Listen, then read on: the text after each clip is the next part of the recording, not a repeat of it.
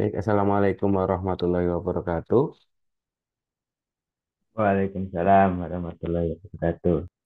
Ya, selamat malam teman-teman mahasiswa Teknologi Informatika semester 1, baik kelas Halo, dan Pak. kelas B. Jadi untuk kali ini saya sepertinya nggak menunggu mahasiswa yang lain lengkap untuk memulai perkuliahan karena untuk materi ini cukup banyak ya. Dari saya cukup sanksi kalau harus menunggu teman-teman yang lain ya. Hal ini berkaitan dengan materi yang nanti akan teman-teman jumpai di hari Sabtu ya, khususnya di kelas A, yaitu melakukan pengukuran sudut rangkap ya. Kalau yang kelas B nanti dengan saya masih pengenalan menggunakan alat total station ataupun teodolit. Oke, jadi ini materi hari ini membahas tentang bearing, azimut, dan pengukuran sudut. Materi ini itu saya susun untuk kegiatan pelatihan bidang survei dan pemetaan dalam rangka percepatan pendaftaran tanah di Provinsi Kepulauan Riau tahun anggaran 2018 ya. Tahun 2018 yang lalu saya diberikan amanah untuk mengisi 32 sesi ya untuk apa namanya memberikan pelatihan percepatan untuk PTSL ya, persiapan PTSL ya yang dilaksanakan di Tanjung Pinang ya dan materinya ini cukup komprehensif dan saya kira bisa digunakan untuk materi di perkuliahan saya karena yang nyusun juga saya sendiri. Oke, sebelum kita membahas lebih lanjut, kita kembali flashback ya dari materi yang pernah kita pelajari di minggu kedua. Ya, mungkin kemarin pemaparan materinya tidak maksimal karena saya laksanakan secara asinkron. Pada saat itu saya mengajukan cuti ya, mendampingi orang tua sakit ya. Oke, dalam survei seringkali ditemukan garis referensi tetap yang dengannya semua garis survei diacu. Garis seperti itu dinamakan dengan meridian. Sudut-sudut yang terbentuk dan terreferensi pada meridian dinamakan dengan bearing, atau dengan kata lain, meridian adalah arah acuan yang darinya bearing ditentukan. Sehingga secara harfiah, bearing adalah sudut horizontal. Ya. Jadi bearing itu clear bahwa sudut merupakan sudut horizontal antara meridian referensi ya yang dijadikan sebagai acuan dan garis survei yang diukur searah atau berlawanan arah jarum jam. Ya, jadi meridian referensi itu bisa 0 derajat arah utara, bisa 0 derajat arah selatan, bisa juga referensinya 0 derajat barat dan timur. Tapi umumnya bearing ini sering menggunakan acuan arah utara sebagai 0 derajat ataupun arah selatan. Dan bearing ini sudut horizontal yang terbentuk dari meridian referensi tersebut searah atau berlawanan arah jarum jam. Bearing suatu garis ada yang didapat sebagai bearing lingkaran penuh atau yang kita sebut sebagai azimut, bearing kuadratis atau reduced bearing, dan bearing grid dalam survei geodesi.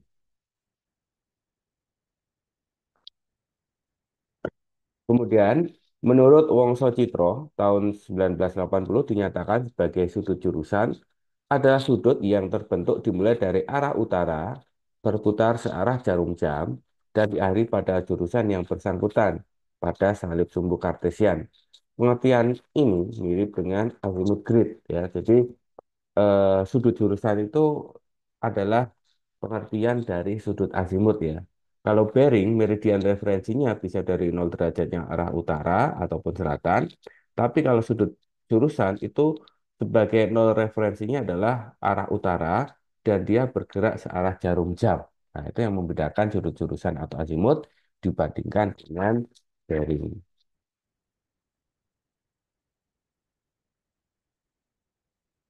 Membahas azimut itu dikenal dengan berbagai macam klasifikasi ya. Yang pertama ada azimut survei.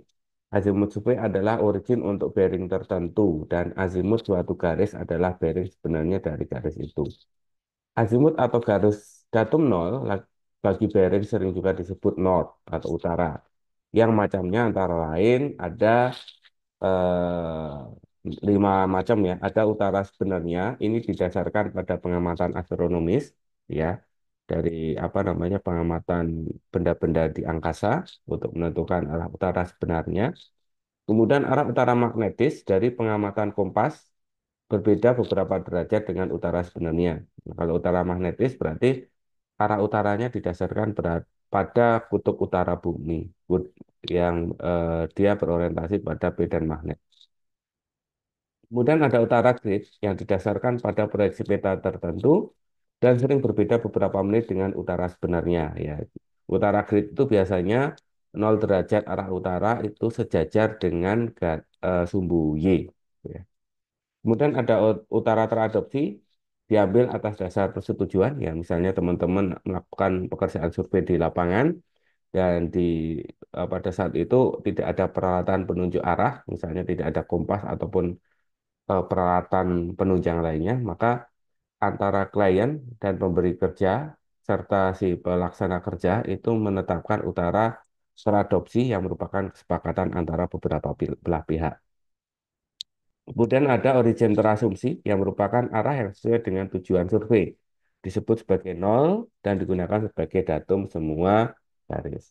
Ya, ini adalah beberapa arah utara yang sering digunakan sebagai not pada azimut atau garis datum nol. Nah, azimut itu juga dikenal menjadi dua istilah, ada azimut geodetis dan azimut astronomis. Kalau azimut geodetis, misalnya ada azimut geodetis dari titik P ke Q pada elipsoid, didefinisikan sebagai sudut yang terbentuk dari dua bidang. Keduanya mengandung komponen normal elipsoid pada P, salah satunya mengandung kutub utara elipsoid dan satu halnya mengandung titik Q. Sudutnya diukur searah jarum jam. Azimut ini direferensikan pada utara elipsoid dan normal elipsoid pada P. Oleh sebab itu disebut azimut geodetis. Azimut geografis sering juga dimaksud untuk azimut geodetis ini. Ya, jadi untuk azimut geodetis itu keywordnya itu adalah arah utara acuannya itu adalah kutub utara elipsoid. Ya, kita sering sudah bahas tentang model bumi ya. Jadi mungkin di pengantar geomatika sudah dibahas. Ada elipsoid yang merupakan model matematis dari bumi. Kemudian ada model geoid. Ya, model geoid itu berdasarkan referensi muka air laut rata-rata yang terbentuk dari bidang ekuipotensial gaya berat bumi yang berimbit pada muka air laut rata-rata ya kalau kita bahas geoid. Dan juga ada juga yang dimodelkan dalam bentuk bola. Nah, geodetis ini adalah acuannya adalah menggunakan kutub utara elipsoid dan satu titik lainnya adalah titik yang disebut sebagai titik tujuan bergerak searah jarum jam.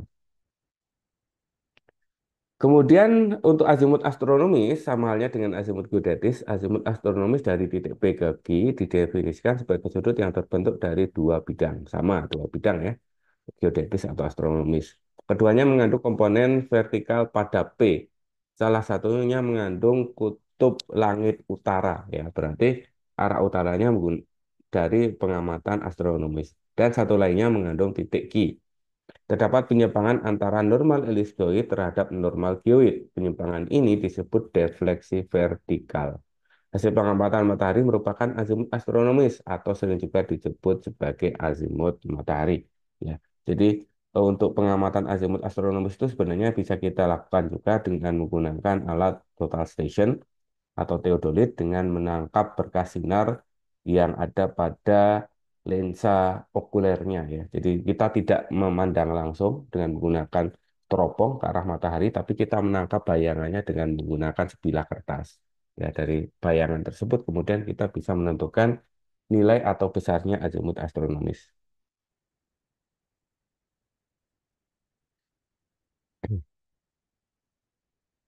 Oke, kita akan membahas tentang pengukuran sudut ya. Sebelum kita bahas pengukuran sudut, kita harus review lagi ya perbedaan antara bearing dan azimut. Azimut adalah sudut horizontal yang dimulai dari 0 derajat arah utara yang bergerak searah jarum jam. Kalau bearing itu adalah sudut horizontal juga sama, tapi arah acuannya bisa 0 derajatnya dari arah utara, bisa juga dari arah selatan, Kemudian bergeraknya bisa searah ataupun berlawanan arah dengan jarum jam. Nah, setelah kita memahami perbedaan azimut dan bearing, selanjutnya tadi kita sudah bahas macam-macam klasifikasi azimut ya. Kemudian kita bahas tentang azimut geodetis dan azimut astronomis. Azimut geodetis itu keywordnya adalah menggunakan bidang referensi elipsoid. Ya, 0 derajatnya dari kutub utara elipsoid. Tapi kalau astronomis, 0 derajatnya dari azimutnya itu diperoleh dari pengamatan matahari. Ya. Berkaitan dengan pengukuran sudut, nantinya ketika teman-teman menggunakan peralatan ukur, baik itu theodolit ataukah total station, itu nanti Anda menggunakan untuk melakukan perhitungan sudut di antara dua titik. Umumnya, sudut tidaklah diukur secara langsung tetapi dihitung atau dideduce dan pengukuran arah-arah. Secara praktis, sudut diturunkan dari selisih antara dua arah. Ya, jadi teman-teman harus bisa membedakan definisi dari arah dan sudut. Ya, misalnya teman-teman mau dari kampus Poli Batam, ya, kemudian mau ke pelabuhan Batam Center, berarti Anda harus memberikan petunjuk pada saya misalnya, Mas, di mana posisi pelabuhan Batam Center? Oh, di utara kampus Politeknik. Berarti teman-teman sudah menunjukkan arah. Kemudian kalau sudut itu adalah selisih antara dua buah arah. Berarti untuk menghitung sudut, Anda harus minimal mampu melakukan perekaman, pengamatan, atau akuisisi dua buah arah. Kalau ada dua buah arah, maka kemudian kita bisa menghitung sudut, di mana sudut ini adalah selisih antara dua buah arah. Ya, jadi teman-teman harus clear di sini perbedaan antara arah dan sudut.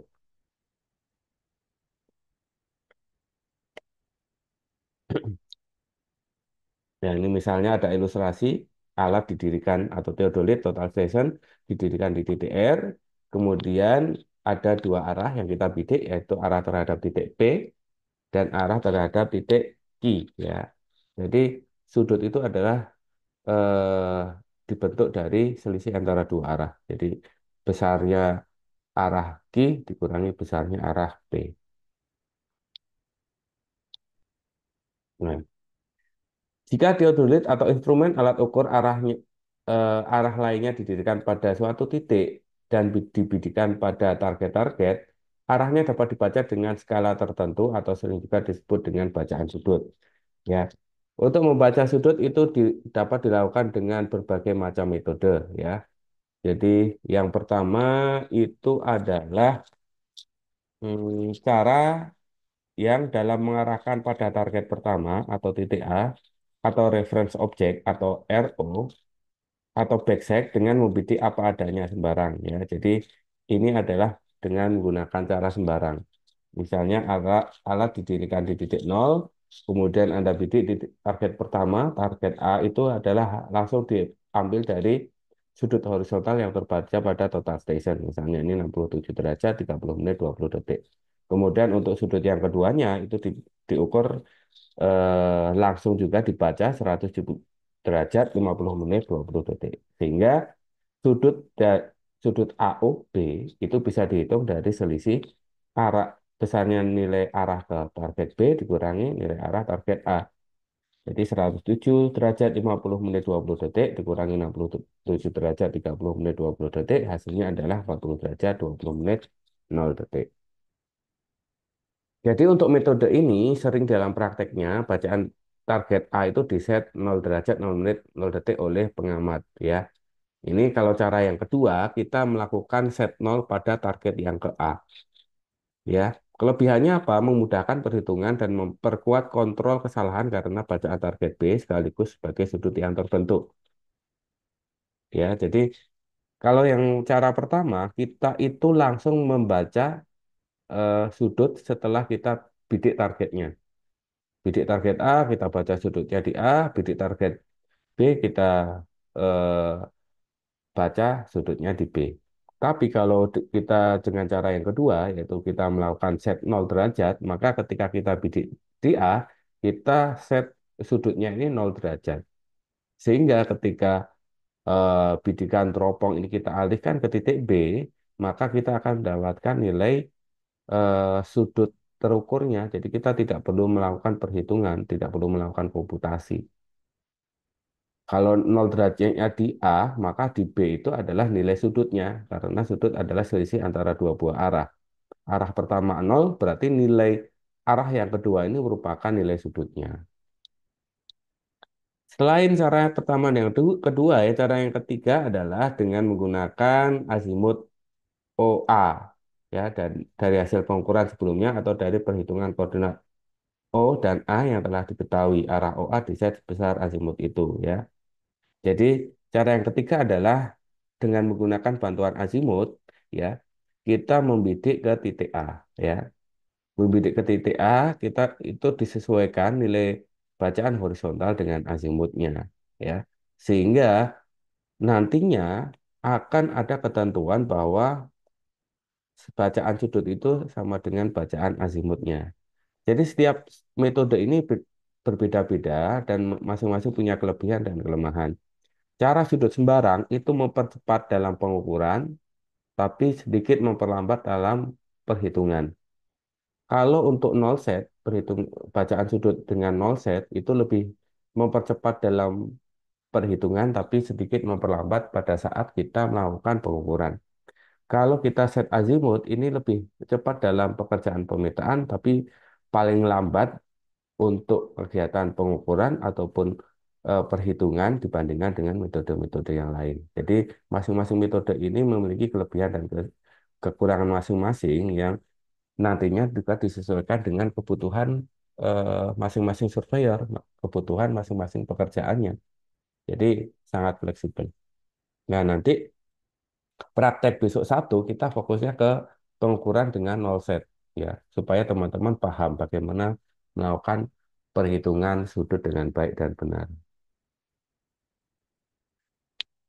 Nah, ini ya, jadi kalau disimpulkan itu seperti ini.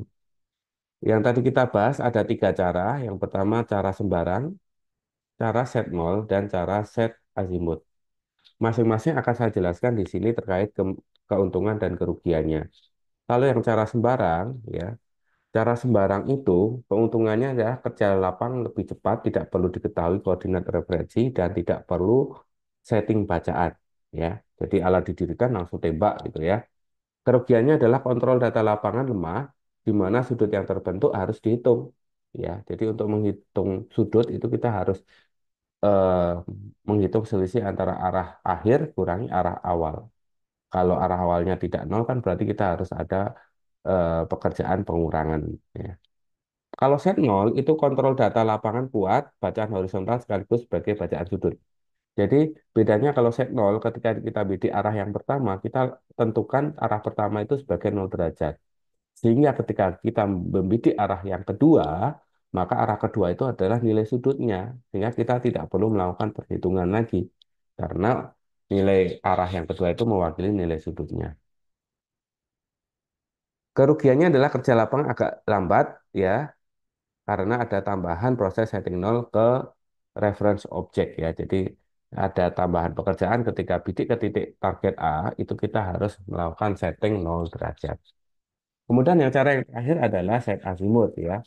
Keuntungannya hitungan paling cepat, ya, bacaan horizontal sekaligus sebagai azimut.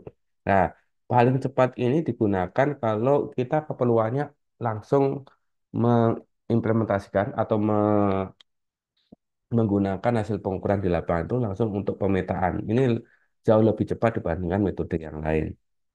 Tapi kerugiannya kerja lapangan itu paling lambat dan perlu diketahui azimut ke reference objek. Jadi kita harus tahu azimut dari arah utara ke titik A dulu, kemudian dari titik A kita hitung azimut sudutnya. Ya, baru ketika itu kita harus tambahkan dulu azimut dengan besarnya arah titik A dan kita hitung juga besarnya azimut ditambah dengan arah ke titik B. Ya, baru selisih sudutnya bisa kita tahu. Tapi titik A dan B mampu kita lakukan perhitungan dengan cepat karena langsung mewakili azimutnya.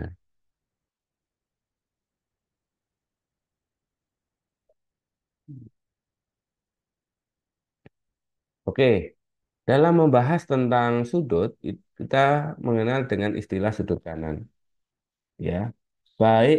Ya, perhatikan rekan-rekan gambar yang ada di sebelah atas ini. Ini ada sebuah sudut yang terbentuk dari AOB, ya, yang masing-masing membentuk sudut AOB dan sudut BOA kebalikannya. Baik sudut AOB maupun sudut BOA disebut dengan sudut kanan. Ya, ini dan ini sudut kanan karena dia bergerak searah jarum jam. Angle to the right, yaitu sudut searah jarum jam yang terbentuk dari garis belakang ke garis depan. Besarnya 0 derajat sampai dengan 360 derajat. Ya. Jadi sudut kanan itu sudut yang dia bergerak searah jarum jam. Ya. Terbentuk dari garis belakang ke garis depan. Nah, jadi ini.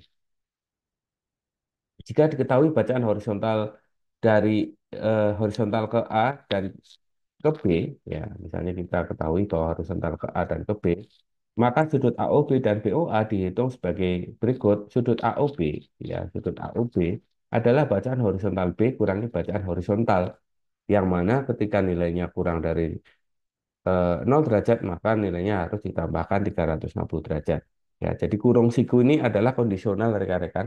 Jadi kalau setiap bacaan sudut rekan-rekan itu kurang dari 0 atau nilainya negatif, maka kita harus tambahkan 360 derajat. Kalau dia nilainya lebih dari 0, kita tidak perlu menambahkan 360 derajat. Kemudian sudut BOA itu diperoleh dari apa? Dari bacaan horizontal A kurangi bacaan horizontal B karena kita ingin menghitung sudut kanannya. Ya, jadi ini besarnya sudut ini kurangi besarnya sudut B ditambah 360 derajat kalau nilai sudutnya itu kurang dari 0 derajat atau nilainya negatif. Ya, di sini ketentuannya dideklar bahwa angka 360 derajat sebagai pilihan ditambahkan jika hasil pengurangannya kurang dari 0 atau negatif, ya. Akan lebih baik dipahami, sudut yang dibentuk adalah selisih bacaan horizontal target dikurangi bacaan horizontal titik referensi, di mana sudut sama dengan bacaan horizontal target kurangi bacaan horizontal reference objek ditambah 360 derajat. Dalam pengukuran traverse atau poligon, yang nanti teman-teman akan mulai proyeknya mulai minggu depan sampai minggu ke 12, ya, seperti pada gambar di samping, misalnya ada traverse atau poligon dari P, I, R, S, ya, dapat dijelaskan sebagai berikut. Alat berdiri di titik Q, ya, alat berdiri di titik Q, kemudian Anda bidik di titik P, kemudian setelah dibidik diukur, kemudian Anda membidik di titik R. Selanjutnya, alat Anda itu didirikan di DR, melakukan langkah yang sama, referen objeknya ke key, kemudian Anda putar teropongnya ke titik S. Ya. Jadi prinsip dari alat total station ataupun teodolit yang rekan-rekan nanti gunakan itu adalah menggunakan sudut kanan. Jadi kalau misalnya teropongnya itu mau diputar searah jarum jam atau berlawan arah jarum jam, nanti nilainya itu akan bertambah ke kanan karena kita menggunakan sudut kanan. Karena prinsipnya kita sebenarnya hanya menggunakan busur 360 derajat yang tertanam pada teodolit tersebut.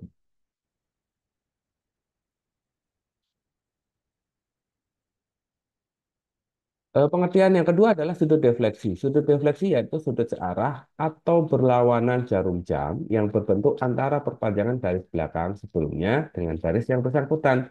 Sudut ini harus diidentifikasikan arah putarannya disebut kanan jika searah jarum jam dan disebut kiri jika berlawanan arah jarum jam. Ya. Nah, ini perbedaan dengan sudut kanan. Kalau sudut kanan itu selalu searah jarum jam.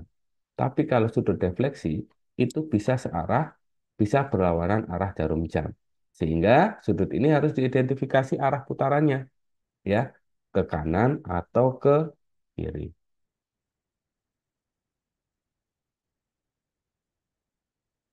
Oke, jadi rekan-rekan sebelum kita bahas ke metode pengukuran sudut horizontal, ya kita masih punya cukup banyak waktu.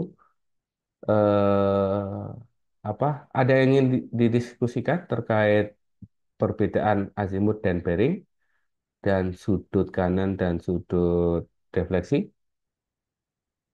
Oke, siapa yang mau mencoba menjawab perbedaan azimut dan bearing? Yang bisa menjawab akan mendapatkan nilai soft skill 5. Silakan. Yuk, sambil dinyalakan kameranya. Oke, silakan Leti. Itu udah izin ke saya.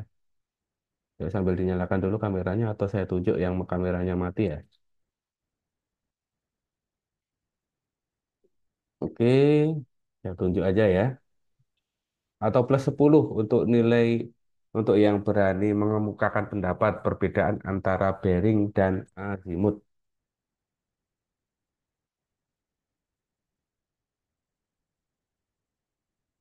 Ada yang mau coba jawab?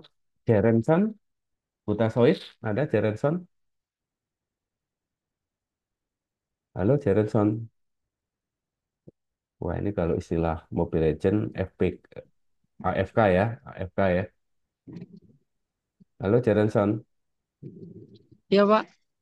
Oke, kok Jerenson? Jerenson mana Jerenson? Ini Reinhard Peterson. Mana nih Jefferson? Iya, Pak. Ini Peterson, Jefferson. Jerenson, sorry, Jerenson. Bukan Peterson, Jerenson. Oh, oke, Pak. AFK nih, Jerenson nih. Oke, Satrio Dharma. Satrio Darmawan, monitor Satrio.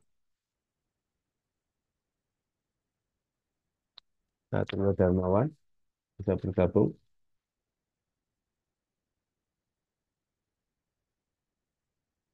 AFK juga ini. Ini biasanya yang kameranya off itu selalu AFK ini.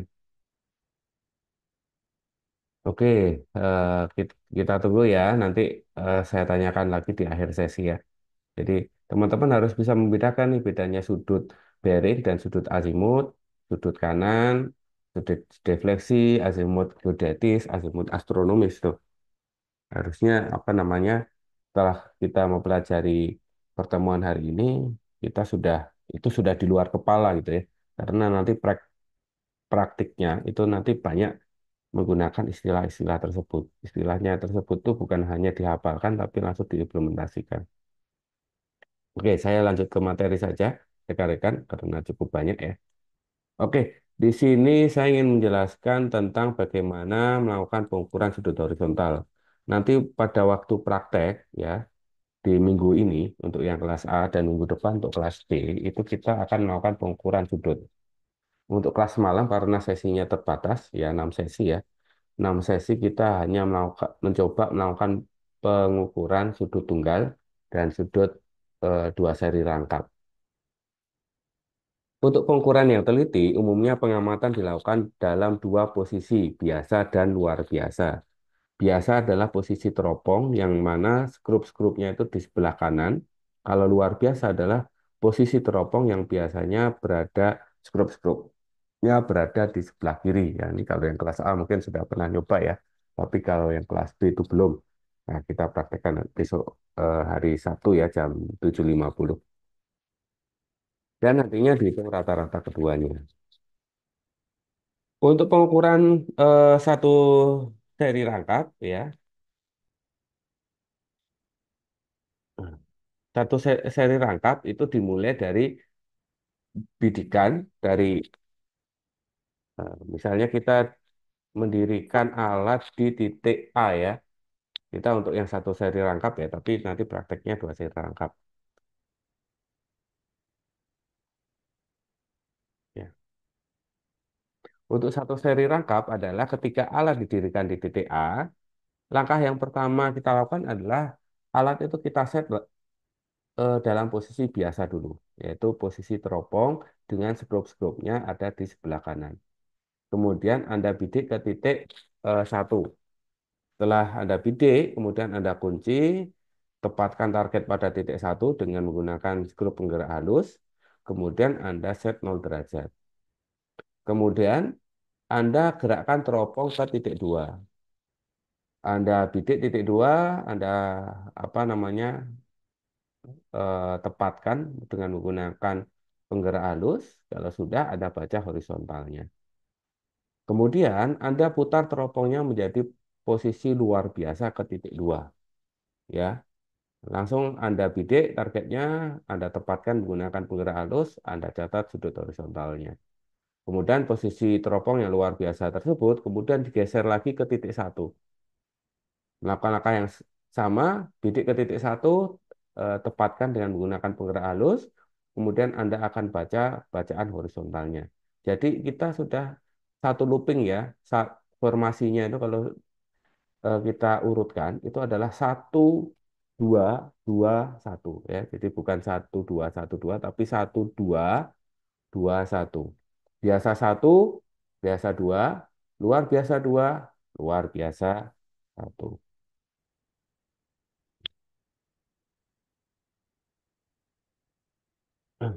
Kaitannya untuk pengukuran seri rangkap, ya, jika diinginkan pengamatan yang lebih akurat, beberapa seri ditambahkan dapat dilakukan. Seri kedua dapat dilakukan dengan mengubah bidikan referen objek menjadi 90 derajat. Ya, jadi yang tadi kita bahas itu baru satu seri.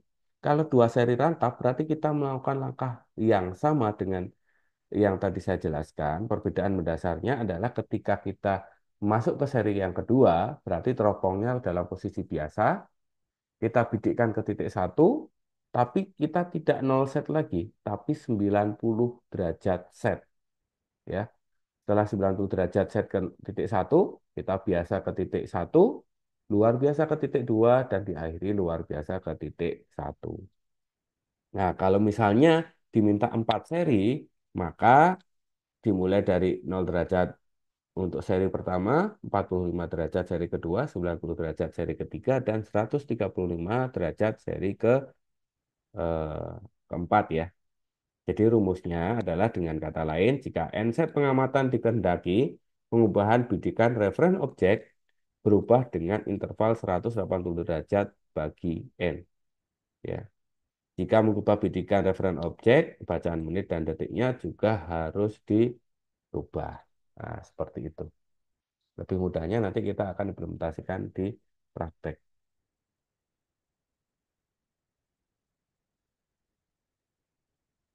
Oke, masih ada waktu ya. Ya, masih ada waktu ya.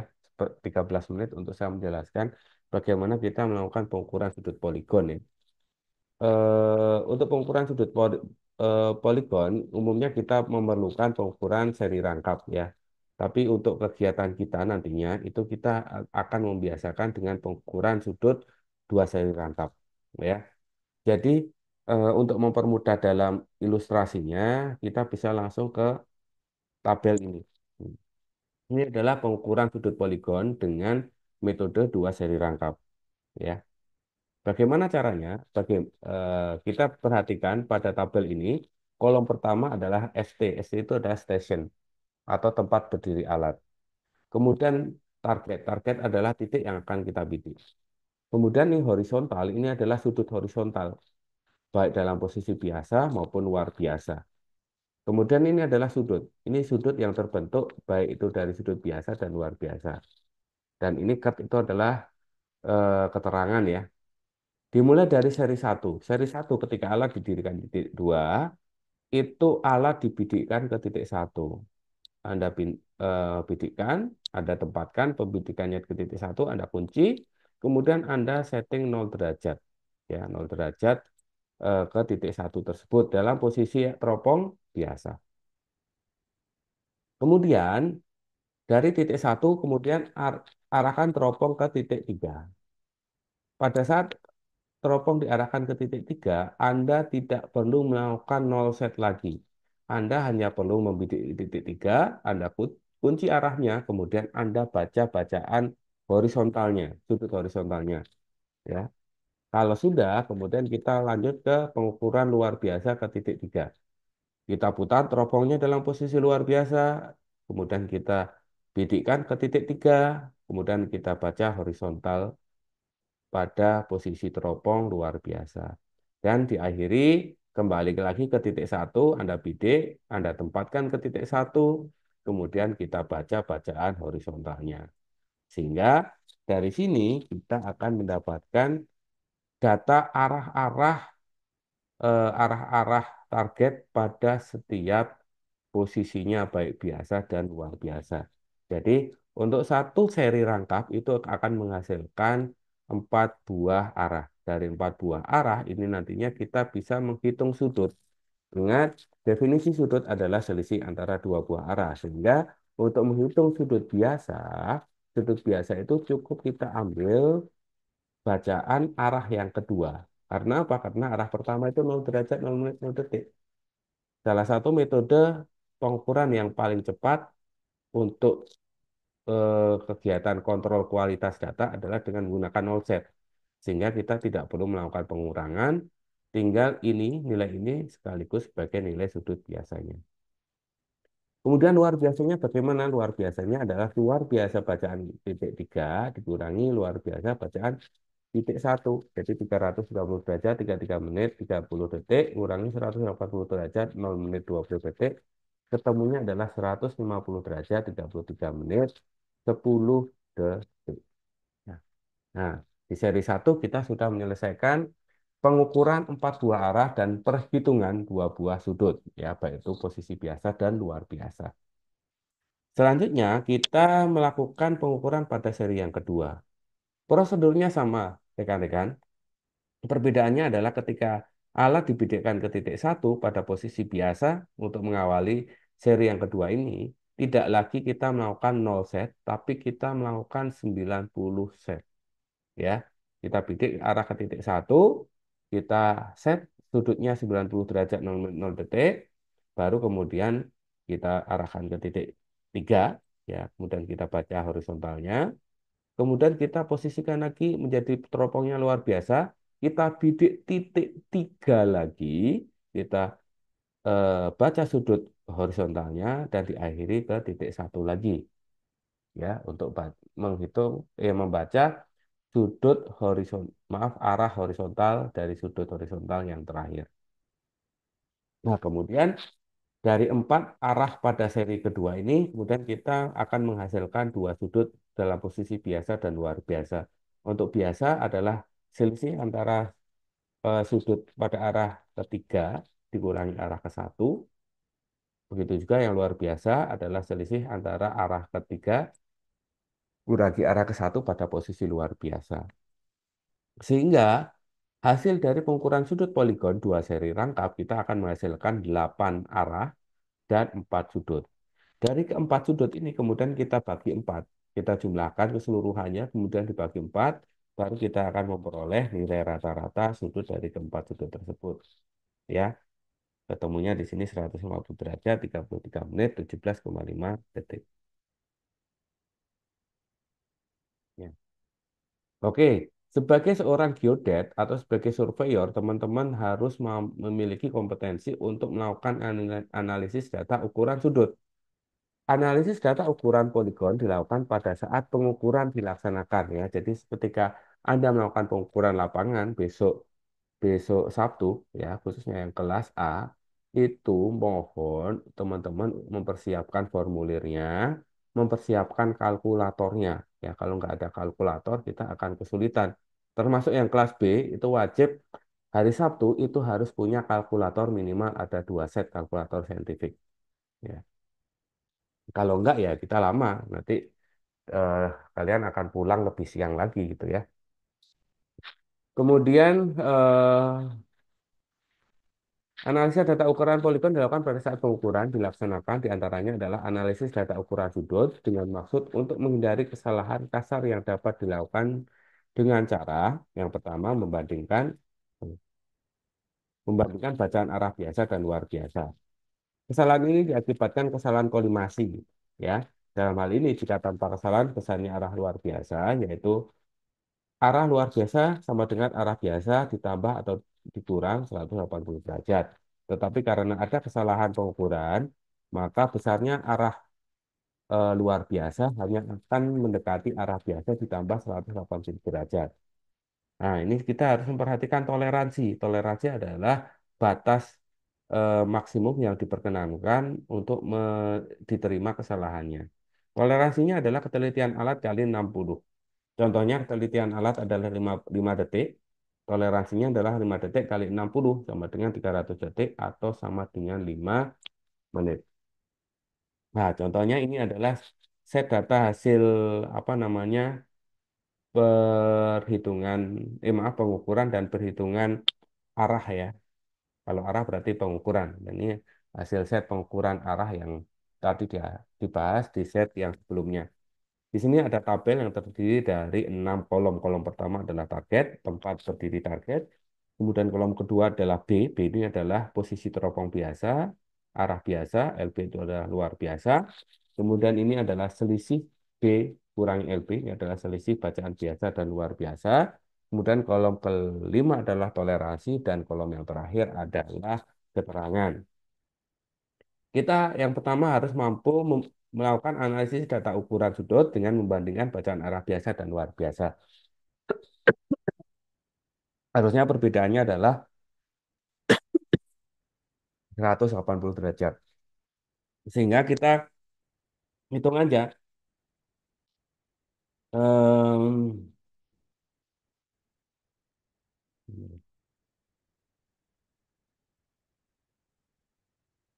ya. Ini selisih biasa ke luar biasa ini adalah bacaan luar biasa kurangi biasa ya.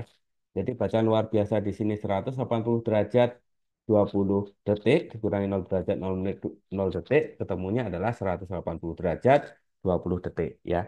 Karena seharusnya biasa dan luar biasa itu bedanya 180 derajat, maka 180 derajat 0 menit 20 detik itu dikurangi 180 derajat. Maka selisih yang diperoleh adalah 20 detik. Kalau toleransinya 5 menit, berarti bacaan arah Anda ini diterima. Kemudian ketika Anda baca ke titik ketiga, itu luar biasanya 330 derajat, 33 menit, 30 detik, dikurangi 150 derajat, 33 menit, 20 detik ya. Sehingga hasilnya adalah 180 derajat, 0 menit, 10 detik ya. Maka selanjutnya dikurangi 180 derajat. Sehingga hasilnya adalah 10 detik. Nah, ini bukan 20 detik ya untuk yang baris yang kedua ya. Ini harusnya adalah plus 10 detik. Plus 10 detik ini masih di bawah 5 menit sehingga keterangannya adalah masih diterima. Kemudian Anda lakukan juga untuk set data yang ke posisi luar biasa ya. Maaf ke seri yang kedua ya, baik biasa dan luar biasa ke titik satu maupun ke titik tiga. Setiap setiap arah itu kita langsung lakukan analisis data di lapangan, teman-teman. Ya, jadi teman-teman jangan ukurnya cepat-cepat ngukur, tapi Anda ngukur langsung melakukan pengolahan data. Ya, supaya kita bisa tahu apakah datanya itu bisa diterima atau tidak. Kalau tidak masuk diterima atau kesalahannya besar, berarti di pengukuran Anda itu memiliki kesalahan. Karena ada kesalahan, maka Anda harus melakukan pengukuran ulang. Sama seperti teman-teman kemarin mengukur jarak ya. Jarak dilakukan 2 kali pengukuran supaya kita tahu kesalahannya. Dari kesalahan tersebut kemudian kita perbaiki sampai didapati hasil kesalahan yang minimum. Oke, selain analisis data ukuran sudut, yang pertama itu membandingkan bacaan arah biasa dan luar biasa. Yang kedua, ya, yang kedua itu adalah kita masuk ke pembandingkan sudut biasa dan luar biasa. Jika bacaan terkecil teodoliknya 10 detik, ketelitian alat dihitung sebagai separuh dari bacaan terkecil, yaitu berarti 5 detik. Toleransi dapat dihitung sebesar 3 kali ketelitian alat. Dalam contoh ini adalah harus kurang dari 15 detik. Pada contoh sebelumnya, selisih sudut biasa keluar biasa adalah hanya 5 detik, sedangkan toleransinya adalah 15 detik. Maka hasil ukuran diterima. Selisih sudut biasa luar biasa melebihi batas toleransi pengukuran ditolak dan dilakukan pengukuran ulang. Ini ada tabel yang kedua untuk analisis data ukuran sudut. Ini adalah cara yang, maaf, tahapan yang kedua yaitu membandingkan sudut biasa dan luar biasa. Di sini ada sebuah tabel yang terdiri dari 6 kolom. Kolom pertama adalah stasiun berdiri alat. Kemudian ini ada kolom kedua sudut biasa, kolom ketiga adalah sudut luar biasa. Kemudian yang keempat adalah sudut rata-rata. yang kelima selisih, dan yang terakhir adalah toleransi. Nah, kita masukkan hasil perhitungan sudut yang sudah kita bahas pada dua slide sebelumnya. Sorry ya. Nah, ini nilai sudut ini kemudian kita rekapitulasi di sini. Kemudian kita hitung rata-ratanya, ya. Sudut biasa kita jumlahkan bagi dua. Rata-ratanya adalah 150 derajat, 33 menit, 15 detik. Kemudian sudut luar biasa kita jumlahkan dibagi dua, ya. Jadi ini dijumlahkan bagi dua, ketemunya adalah 150 derajat, 33 menit, 20 detik. Kita kemudian hitung selisih antara biasa dan luar biasa. Bacaan sudut luar biasa ketemunya adalah 150 derajat, 33 menit, 20 detik. Bacaan sudut biasa adalah 150 derajat, 33 menit, 15 detik. Sehingga kalau kita kurangkan, ketemunya adalah 5 detik. Kalau toleransinya 15 detik, maka nilai 5 detik yang nilainya masih di bawah 15 detik, itu masuk toleransi. Ya. Sehingga hasil pengukuran sudut akhirnya ini kemudian bisa Anda gunakan untuk pengukuran sudut-sudut berikutnya. Jadi ini kita baru menyelesaikan pengukuran satu buah sudut dengan menggunakan metode dua seri rangkap. Nah, seperti itu.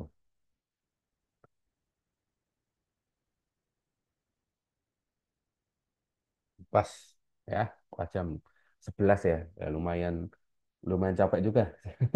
Saya ngomong apa namanya berburu waktu ya. Oke, sebelum kita tutup ya, eh, siapa yang mau menjawab perbedaan antara sudut azimut dan sudut bearing plus 10 untuk nilai soft skill? Silakan. Siapa yang mau menjawab? Nggak ada yang mau nyoba. Kalau nggak ada yang mau nyoba, saya tunjuk saja ya ke mana ya? Yang kameranya yang tutup itu Lulu. Halo monitor Lulu, Lulu. Ini banyak yang AFK ini. Minta tolong juga untuk setiap ketua kelas ngelis siapa saja yang nggak hadir di perkuliahan hari ini ya. Untuk saya rekap absensinya. Kalau bisa malam ini nanti langsung dikirim ke saya supaya besok langsung saya rekap. Oke, oke Lulu nggak ada.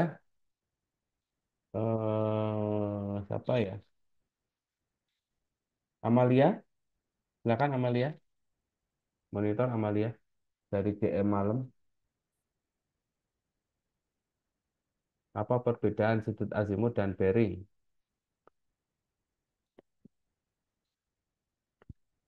Halo Amalia.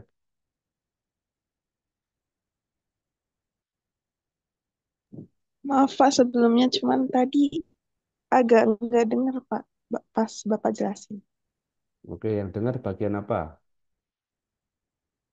Nanti pertanyaan saya sesuaikan dengan yang... Pas menuju akhir aja yang sebelum penutupan, karena dari tadi ada urusan. Oke, apa urusannya? Urusannya apa? Oke, saya ke akhir aja ya. Jadi apa yang disebut dengan pengukuran dua seri rangkap Amalia? Silakan dijawab Amalia. Apa yang disebut dengan pengukuran dua seri rangkap?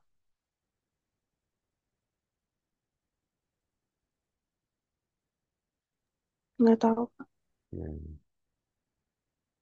Eh, inilah yang paling sederhana. Apa definisi dari sudut? Silakan Amalia. Apa pengertian dari sudut? Atau minggu depan kita presentasi aja ya, teman-teman yang mempresentasikan saya yang mengoreksi itu kan lebih enak kan. Teman-teman ada effort, kemudian Anda bisa tetap standby di depan layar. Nah, kayaknya kita agendakan nih sebelum ATS ini perlu kita melakukan presentasi sekali presentasi ya. Sekali presentasi jadi yang memaparkan materi nanti rekan-rekan gitu. Ya. Oke, saya tunjuk acak yang lain ya untuk penyelamat perkuliahan hari ini. Naufal Arkan. Halo Ya Pak, Naufal. Naufal, bisa dijelaskan perbedaan azimut dan sudut? perbedaan azimut dan bearing, kalau azimut itu dia sudut horizontal yang dihitung dari arah utara ke arah jarum jam. Mm-mm. Sementara kalau bearing itu sudut horizontal juga, namun dia bisa dari arah jarum jam ataupun sebaliknya. Oke, betul sekali ya. Terima kasih eh, Ar- Arhan. Arhan sudah menjawab dengan lugas ya, novel Arhan ya. Jadi teman-teman itu yang kenapa saya menanyakan itu karena nanti di praktek hari Sabtu itu pasti akan diimplementasikan langsung apa itu azimut, apa itu bearing atau sudut ya. Oke, mungkin itu saja teman-teman. Saya kira ini juga sudah jam 11. Kalau misalnya nanti ada yang ingin ditanyakan, silakan ditanyakan lewat WA ke saya ataupun nanti pada saat di apa perkuliahan praktek bisa ditanyakan ke masing-masing dosen pengajarnya. Oke, mungkin itu saja teman-teman yang dapat saya sampaikan. Sekali lagi saya menghimbau untuk ketua kelasnya untuk ngelis siapa saja yang nggak hadir hari ini. Saya tunggu malam ini, paling lambat besok pagi ya, untuk saya rekap ke absen minggu kelima ya. Dan sekali lagi mengingatkan juga ke teman-teman bahwa untuk hari Sabtu besok harap menggunakan APD yang pertama, kemudian identitas, kemudian yang ketiga adalah kalkulator, dan yang keempat adalah menggunakan peralatan tulis yang diperlukan. Oke, saya cukupkan sekian. Saya akhiri. Wassalamualaikum warahmatullahi wabarakatuh. Selamat malam. Wah,